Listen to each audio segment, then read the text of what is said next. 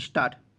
कोई भी व्यक्ति सभी गुणों, कौशलों या साधनों से परिपूर्ण नहीं होता। दैनंदिन तथा विशिष्ट कार्यों के भली भांति संपादन में प्रत्यक्ष या परोक्ष बाहरी योगदान अनिवार्य है। उचित जानकारी, परामर्श या मार्गदर्शन उपलब्ध कराना भी छोटा योगदान नहीं है। विभिन्न स्तरों पर लेन देन की प्रथा का चलन सर्वत्र है। लेन देन समस्त गतिविधियों के सुचारू संचालन की धुरी है। परस्पर लेन देन से न केवल कार्य सधते हैं बल्कि दो पक्षों के बीच आपसी सौहार्द और संबंध सुदृढ़ होते हैं। पारिवारिक, सामाजिक या संगठनात्मक स्तर पर आपके आधिपत्य में संभवतः ऐसी अतिरिक्त वस्तु, जुगत या साधन हों जिसके अभाव में अन्यत्र तात्कालिक या आवश्यक कार्य अटक रहे हैं। मित्र, परिजन, पड़ोसी या किसी अपरिचित को वांछित वस्तु या सेवा उपलब्ध कराने पर जहां आपके अतिरिक्त साधन का सदुपयोग होगा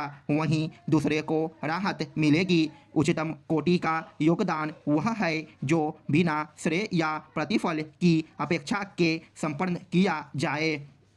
ऐसे योगदान से जहां जरूरतमंद लाभान्वित होता है वहीं योगदानकर्ता को अपार सुख मिलता है। वह नैतिक एवं आध्यात्मिक रूप से समृद्ध होता है तथा प्रभु से निकटतर हो जाता है। योगदान की अभिवृद्धि उच्च मानवीय गुण है। घर, परिवार, समाज और कार्यस्थल में योगदानकर्ता अपने आसपास प्रसन्नता और उल्लास का परिवेश निर्मित करता है। योगदान करने का अभ्यास रहेगा तो शारीरिक और मानसिक सक्रियता बनी रहेगी। प्रत्येक व्यक्ति अपनी सामर्थ्य अनुसार किसी भी रूप में अनेक अवसरों पर योगदान कर सकता है। केवल इच्छा चाहिए। योगदान का अभ्यास स्वभावगत न हो तो इसे अर्जित करना चाहिए। शरीर, धन और बल से क्षीण व्यक्ति भी सूझबूझ, परामर्श या छूट-पूट तरीकों से बहुमूल्य योगदान दे सकता है। सृष्टि का विधान है, जब तक आप घर, परिवार और समाज में योगदान करते रहेंगे तभी तक आपकी उपयोगिता और सम्मान बनी रहेंगे।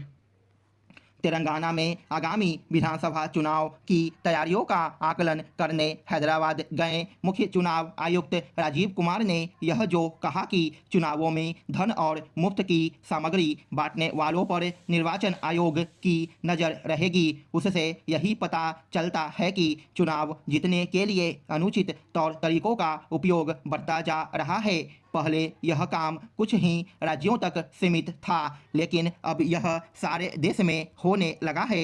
बड़ी संख्या में ऐसे प्रत्याशी होते हैं जो पैसे के बल पर चुनाव जीतने का प्रयास करते हैं। चिंता की बात यह है कि अनेक प्रत्याशी इसमें सफल भी रहते हैं। एक समय था जब बाहुबल के सहारे चुनाव जीतने की कोशिश की जाती थी।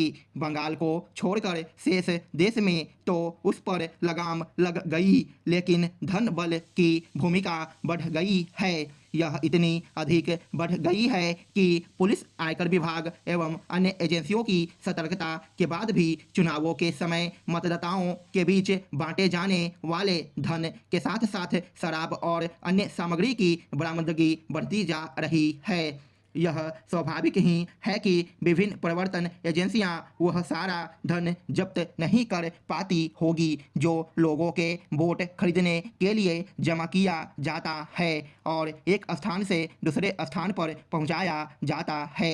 आमतौर पर यह काला धन ही होता है। यह ठीक है कि मुख्य चुनाव आयुक्त ने यह कहा कि पैसे और सामग्री का वितरण करने वाले हमारे निशाने पर होंगे और यदि प्रवर्तन एजेंसियां कार्रवाई नहीं करती तो हम उनसे कार्रवाई करवाएंगे। लेकिन इसकी अनदेखी नहीं की जा सकती कि चुनाव जीतने के लिए अनुचित साधनों का इस्तेमाल करने वाले दो कदम आगे रहते हैं। कुछ प्रत्याशी तो पैसे और सामग्री बांटने का काम चुनावों की घोषणा होने यानी आदर्श आचार संहिता के प्रभावी होने के पहले ही शुरू कर देते हैं।